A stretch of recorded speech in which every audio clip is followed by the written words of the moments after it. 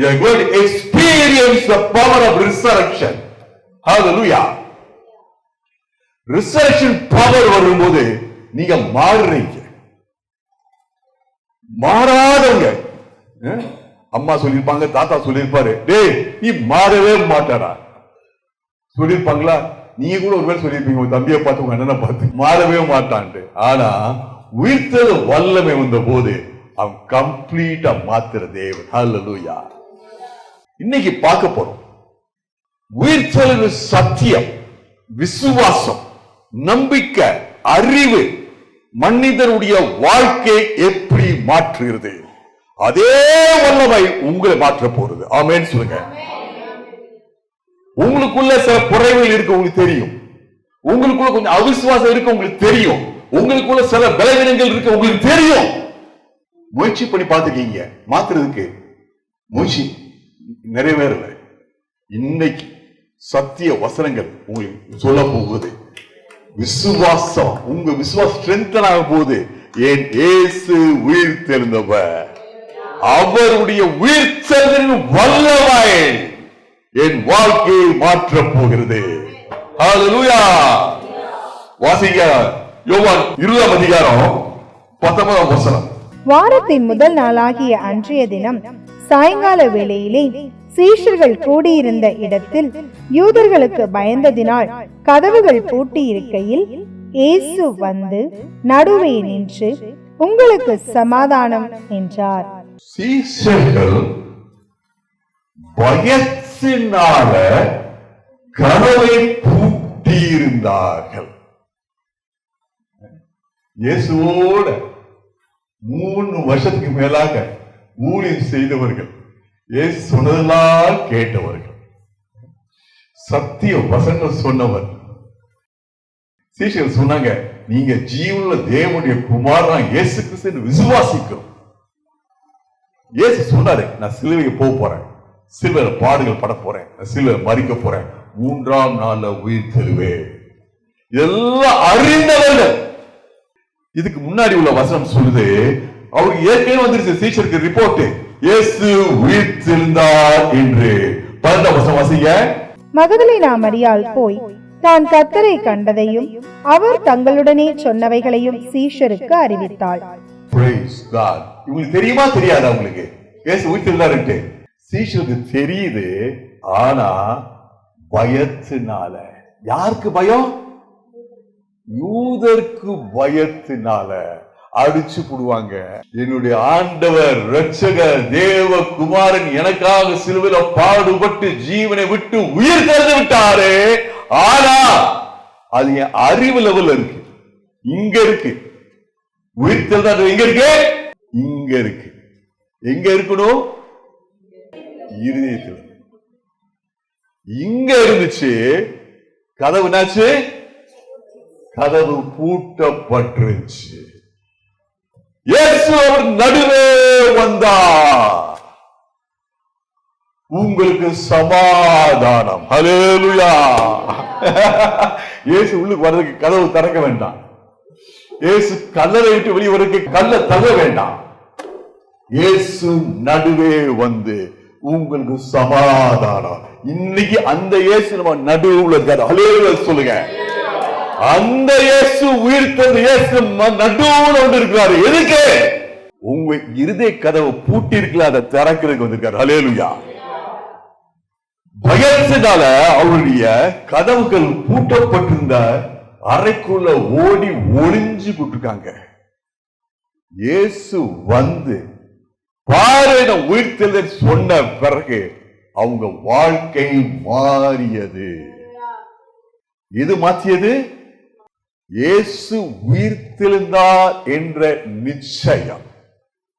அந்த நிச்சயத்துக்கு உள்ளுக்கு வந்த பிறகு அவங்க வேறு ஆட்களாக மாறினாங்க.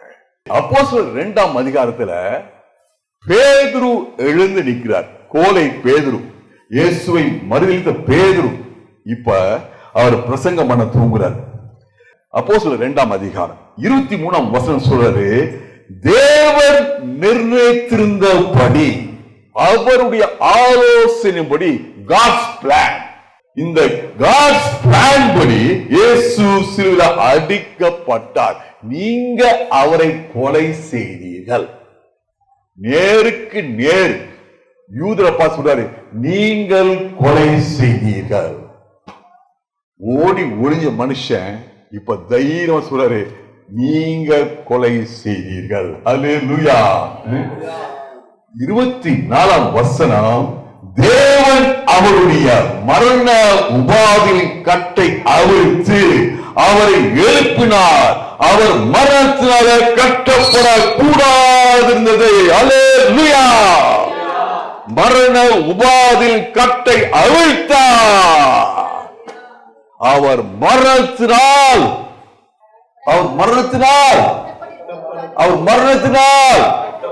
கட்டப்படக்கூடாது. இன்றைக்கு அதே உயிர்த்தெழுதல் வல்லமை சொல்லுது, உன்னை சில காரியங்கள் கட்டி வைத்திருக்கிறது. பயம் கட்டி வச்சிருக்குதா? நீங்க பயத்தில் கட்டப்படக்கூடாது இருப்பதாக. வியாதி உங்களை கட்டி வச்சிருக்குதா? இன்னைக்கு அந்த வியாதி, கட்டப்பட்ட வியாதி அவிழ்க்கப்படுகிறது. பிசாசுடைய போராட்டத்தை கட்டி வச்சிருக்குதா? இன்னைக்கு உயிர்த்தெழுதல் வல்லமை அந்த கட்டை அவிழ்க்கிறது. குடும்பத்தில் போராட்டம் என்று கட்டி இருக்குதா? இன்னைக்கு உயிர்த்தெழுதல் வல்லமை அந்த கட்டை அவிழ்க்கிறது. கைகளில் உயர்த்தி சொல்லுங்க, அல்லேலூயா.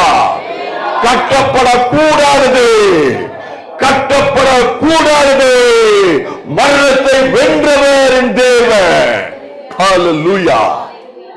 இன்னைக்கு போகும்போது உங்க முகத்துல, உங்க உள்ளத்துல இந்த சத்தியம் இருக்கணும். இந்த சத்தியம், என் ஆண்டவர் உயிர்த்தெழுந்தவர், அவர் அங்கே இல்லை, அவர் உயிர்த்தெழுந்தார். அல்லேலூயா. இந்த சத்தியம் வரும்போது நீங்க வேற மனுஷனா மாறுறீங்க, வேற மனுஷியா மாறுறீங்க. இல்லாட்டி பழைய நினைவு, பழைய வழக்கம், பழைய பேச்சு, பழைய தூக்கம், பழைய சோர்வு. உங்க சோர்வை போக்குறது என்ன வேணும் உங்களுக்கு? டீ வேணுமா, காபி வேணுமா? என்ன வேணும்? உயிர்த்தெழுதலின் சத்தியம். அல்லேலூயா. கர்த்தர் என்ன சொல்றாரு? பேதுரு மூலம் உங்களோட பேசுறாரு. உன்னை கட்டி வைக்க கூடாதது. உனக்கு உயிர்த்தெழுதல் நிச்சயிச்சுன்னா எந்த கட்டு உன்னை கட்டி வைக்க முடியாது. அல்லேலூயா. வாசிங்க 27ஆம் வசனம். என் ஆத்துமாவை பாதாளத்தில் விடீர், உம்முடைய பரிசுத்தர் அழிவை காண ஒட்டீர். இது தாவீது சொல்ற ஒரு காரியம். இயேசு கிறிஸ்து உயிர்த்தெழுவதற்கு 700 வருஷம் முன்பாக தீர்க்க தரிசனமாய் சொன்ன வார்த்தை. சங்கீதம் 16:10 அங்க சொல்றாரு. அதே வேர்ஸ் இங்க ரிப்பீட் பண்றாரு. 700 வருஷம் முன்பாக. நாம் இங்க இருக்கோம், 2000 வருஷம் பிறகு இருக்கிறோம். பேதுரு ஒரு எக்ஸ்பிளேஷன் கொடுக்கிறாரு. தாவீது சொல்றாரு, பத்தியா என்ன சொல்றாரு? உன் ஆத்துமா பாதாளத்தில் இருக்காது, உன்னுடைய சரீரம் அழிவை காணாது. யூதரை பார்த்து சொல்றாரு, பிரதர் இது யாரை பற்றி சொல்றாரு? தாவீதை பற்றி சொல்றாரா? தன்னை பற்றி சொல்றாரா? இல்ல. ஏன்னா தாவீது கலர் இங்க இருக்கு, நல்ல கருப்பு மார்புல போட்டு தாவீதுன்னு பேரு போட்டு, பிறந்த நாள் இறந்த நாளா போட்டு பிரம்மாதமான ஒரு கலர் இருக்கு. அப்ப யாரை பற்றி சொன்னாரு? கிறிஸ்துவை பற்றி சொன்னார். ஹல்லேலூயா. அவர் பரிசுத்தர், அவருடைய சரீரம் அழிவை காணாதது. அவர் முதற் பேரானவர். நம்முடைய எல்லாரும் உயிர்த்தெழுதலுக்கும் அவர் முன்னோடி. அவருடைய ஆத்மா அங்க இருக்க முடியாது, உயிர்த்தெழுந்தார். அடுத்த வசனம் 28ஆம் வசனம். ஜீவ மார்க்கத்தை எனக்கு தெரியப்படுத்தினேன். ஜீவ மார்க்கம், நேற்று பார்த்த மார்க்கம் என்னது? வழி, வே ஆஃப் லைஃப். ஜீவ மார்க்கத்தை எனக்கு தெரியப்படுத்தினேன். நான் செத்த வாழ்க்கை வாழ்ந்து கொண்டிருந்தேன். நான் போற பாதை செத்த பாதை. எனக்கு ஜீவ மார்க்கத்தை எனக்கு தெரியப்படுத்தினீர். அல்லேலூயா. 32ஆம் வசனம் வாசிங்க. இந்த இயேசுவை தேவன் எழுப்பினார், இதற்கு நாங்கள் எல்லாரும் சாட்சிகளாயிருக்கிறோம். இது நானும் நீங்க சொல்ல வேண்டிய வார்த்தை, நானும் நீங்களும் சொல்ல வேண்டிய வார்த்தை. என்னுடைய ஆண்டவர் உயிர் தெழுந்தவர், இதற்கு நான் சாட்சி. எத்தனை பேர் சொல்ல போறேன் இன்னைக்கு? என் வாழ்க்கை ஒரு சாட்சியா இருக்க போகுது. எனக்கு நெருக்கம் வரும்போது நான் சந்தோஷமா இருக்க போறேன். எனக்கு பிரச்சனைகள் வரும்போது விசுவாசமா இருக்க போறேன். எனக்கு வியாதி வரும்போது நான் பிறருக்கா ஜெபிக்க துவங்குறேன். அதுதாங்க பிரதர் சாட்சி வாழ்க்கை. உங்களுக்கு விசுவாசம் இருக்கு, என்னுடைய ஆண்டவர் என்னுடைய இரட்சகர் அவருடைய ஆத்மா பாதாளத்தில் இல்ல, அவர் சரீரம் அழிவை காணல, அவர் உயிர் தெழுந்தவர், அவர் சிம்மாசனத்தில் இருக்கிறார். இந்த சத்தியம் உள்ளுகிருச்சுன்னா நான் சாட்சியாக இருக்கிறேன். ஹல்லேலூயா. 36ஆம் வசனம். ஆகையினால் நீங்கள் சிலுவையில் அறைந்த இந்த இயேசுவையே தேவன் ஆண்டவரும் கிறிஸ்துவும் ஆக்கினார் என்று இஸ்ரவேல் குடும்பத்தார் யாவரும் நிச்சயமாய் அறிய கடவர்கள் என்றான். பிரதர் சிஸ்டர், நீங்க ஒன்ன நிச்சயமாக அறியணும். எதை நிச்சயமா அறியணும்? இயேசு அவர் கிறிஸ்து, அவர் ஆண்டவர். இயேசு கிறிஸ்து, அவர் ஆண்டவர். இயேசு பிதாவுக்கு கீழ்ப்படிந்து பிதாவு சித்தத்தின்படி பிதாவுடைய பிரியத்தின்படி சிலுவையில் பாடுகளை பட்டு ஜீவனை விட்டார். பிதா, இது அருமையான கீழ்ப்படிதல், பூர்ணமான பலி. ஆகவே நீ உயிர்த்தெழு மகனே, நேசகுமாரனே உயிர்த்தெழு. ஒரு முத்திரை போட்டாரு. அந்த முத்திரை என்னது? நீ கர்த்தர், நீ ஆண்டவர், நீ கிறிஸ்து. ஹல்லேலூயா. அவர் உயிர் செல்றதுனால அவருக்கு பேர் என்னது? இரட்சகர். அவர் இரட்சகர். ஹல்லேலூயா. Praise God. என் அருமையான சகோதரனே, சகோதரியே, உங்க இருதை திறந்து கொடுங்க. கர்த்தருடைய வசனம் கூட பேசிக்கிட்டு இருக்குது. ஆண்டவர் சொல்றாரு, உனக்கு எனக்கு ஒரு நிச்சயம் வேணும். உங்க இயேசு கிறிஸ்து, நீங்க ஆராதிக்கிற இயேசு கிறிஸ்து இரட்சகர், உங்கள் பாவத்திலிருந்து விடுவிக்கிறவர். இந்த இரட்சகன்ற வார்த்தையை நல்லா புரிஞ்சுக்கணும். பேதுரு தண்ணியில நடந்து வந்தாரு, தண்ணிக்குள்ள விழுந்தாரு. என்ன கத்துனாரு? ஆண்டவரே ரட்சியும்னாரு. ஆண்டவரே பாவங்களை மன்னியும் சொன்னாரா? ஹலோ, அப்படி என்ன அர்த்தம்? ஆண்டவரே ரட்சியும் எடுத்தினாரா இல்லையா? உங்க பைபிள் என்ன சொல்லுது? ஏன் பைபிள் சொல்லுது அவர் ஆண்டவரே ரட்சியும். ஆண்டவரே பாவங்களை மன்னியும் சொன்னாரா? இல்ல. ஆண்டவரே இந்த அழிவிலிருந்து என்னை தப்புவீங்க, இந்த பிரச்சனையிலிருந்து, இந்த வியாதியிலிருந்து, இந்த தரித்திரத்திலிருந்து, இந்த கடன் தொல்லிலிருந்து, குடும்ப போராட்டத்திலிருந்து, இந்த பிரிவிலிருந்து என்னை தப்புவீங்க, ரட்சியுங்க. உங்கள் இரட்சகர் இயேசு கிறிஸ்து. ஆமென். சத்தமாமென். ஹல்லேலூயா. ஒன்றை நிச்சயமா அறிந்து கொள்ளுங்கள், இயேசு கிறிஸ்து இரட்சகர், அவர் ஆண்டவர். ஹல்லேலூயா.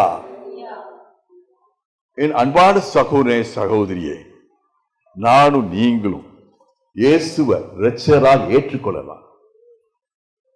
ஏற்றுக்கொள்வது நல்லது. அதுக்கு மேல ஒரு ஸ்டெப் போகும். என்ன ஸ்டெப் அது? ஆண்டவர். இயேசு என் இரட்சகர் மட்டுமல்ல, என் ஆண்டவர். ஹல்லேலூயா. ஆண்டவர் என்னது? ஆளுகை. ஆண்டவரே இயேசுவே, என்னுடைய ஜீவனை, என் வாழ்க்கையை கொடுங்க, நீங்க ஆளுகை செய்யுங்க. ஹல்லேலூயா. உங்க டைரக்ஷன் படி என் வாழ்க்கை நடப்பதாக. நீங்க சொல்றதுக்கு நான் கீழ்ப்படுகிறேன், உங்க வார்த்தையை விசுவாசிக்கிறேன், நீங்க சொல்ற பாதையில போகிறேன். ஆண்டவர். ஹல்லேலூயா. Glory to God. வாசிங்க 37ஆம் வசனம். இதை அவர்கள் கேட்டபொழுது இருதயத்திலே குத்தப்பட்டவர்களாகி பேதுருவையும் மற்ற அப்போஸ்தலரையும் பார்த்து, சகோதரரே, நாங்கள் என்ன செய்ய வேண்டும் என்றார்கள். நாங்கள் இந்த யூதர்கள் பேசுற வார்த்தை, இந்த ஜீவ வார்த்தை வந்த போது இதுவரைக்கும் இந்த யூதர்களுடைய இருதயம் பூட்டப்பட்டிருந்துச்சு. இருதயம் பூட்டப்பட்டிருந்துச்சு. இப்ப உயிர்த்தெழுதல் வல்லமையோட பேசும்போது அந்த இருதயங்கள் திறந்தன.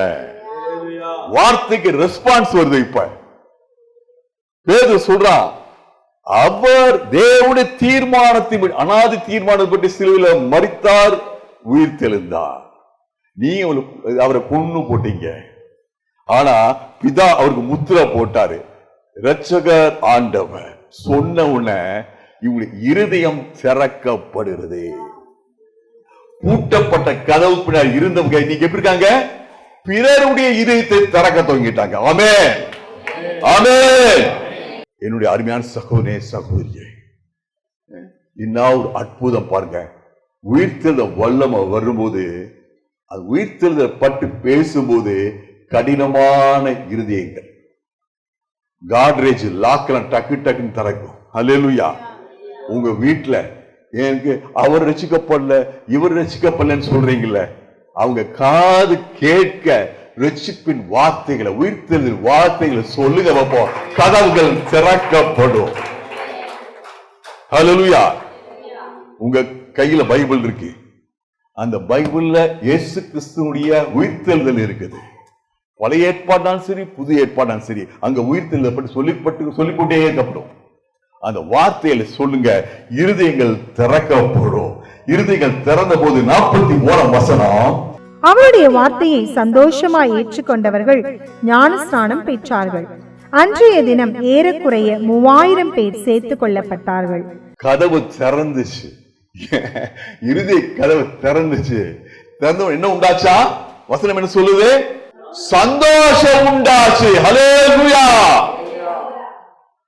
பிரதர், உங்க இருதயம் திறக்கப்பட்டிருந்துச்சுன்னா, ரிசரக்ஷன் பவருக்கு திறக்கப்பட்டிருச்சுன்னா உங்களுக்கு ஒண்ணு வரும். என்ன வரும்? சந்தோஷம். உங்களுக்கு சந்தோஷம் இல்லையா? Please checkup.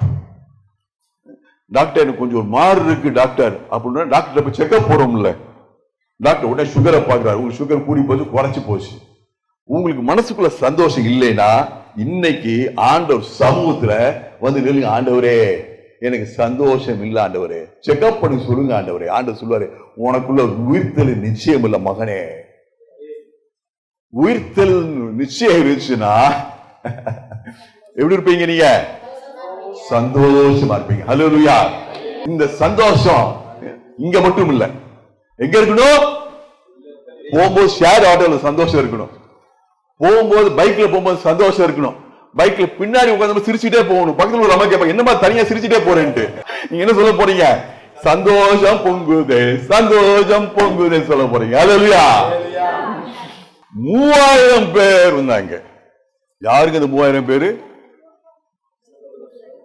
இவரை கொல்லுங்க, பர்னபாசை விடுவீங்க, இவரை சிலுவையில் அடிங்க சொன்ன ஆட்க இன்னைக்கு பிரதர் என்ன செய்யணும்? நாங்க சபைக்கு ஓடி வர்றோம். ஹல்லேலூயா. இந்த சபை நிரம்பி வழியணும்னா நீங்க என்ன பண்ணும்? என் ஆண்டவர் உயிர்த்தெழுந்தார் சொல்லிக் கொண்டே இருக்கணும், பறைசாற்றணும். வாழ்க்கை சாட்சி மூலமாக. கடைசி வார்த்தை 47. தேவனை துதித்து ஜனங்கள் எல்லாரிடத்திலும் தயவு பெற்றிருந்தார்கள். ரட்சிக்கப்படுகிறவர்களை கர்த்தர் அனுதினமும் சபையிலே சேர்த்து கொண்டு வந்தார். சபை, இந்த சபை எப்படி உண்டாச்சு? சபைக்கு என்ன பவுண்டேஷனு? இரும்பு கல், இரும்பு ஜல்லி கல், சிமெண்ட் இல்ல, உயிர்த்தெழுதல். சபையை கட்டப்பட்டது, சபையை கட்டி நிப்பாட்டி வச்சிருக்கிறது உயிர்த்தெழுதலின் வல்லமை. ஹல்லேலூயா. எப்படி மாற்றம் வந்துச்சுன்றத ஒரே ஒரு வார்த்தை சொல்லி இதை முடிக்க போறேன். இந்த பகுதியை 43ஆம் வசனம். எல்லாருக்கும் பயமுண்டாயிற்று. அப்போஸ்தலர்களாலே அநேக அற்புதங்களும் அடையாளங்களும் செய்யப்பட்டது. நல்ல வித்தியாசம் வந்துச்சா? பயத்துல கதவு பூட்டினவங்க இப்ப பேசணும் போது யாருக்கு என்ன வச்சு? மிச்சவங்களுக்கு என்ன பயம்? நல்ல பயம், தேவ பயம். ஹல்லேலூயா. இதுதான் மாற்றம். இதுதான் மாற்றம். டேய், நீ உருப்படவே மாட்டடா, அது என் பழைய காலம். உன்னைய மாதிரி ஒருத்தவன் நல்ல உத்தமனா வரணுமப்பா. டேய் தம்பி, இந்த அங்கிள் மாதிரி நல்ல மனுஷன் வரணும்ன்றா. இதுதான் மாற்றம், நன்மைக்கு ஏதுவான மாற்றம். ஹல்லேலூயா.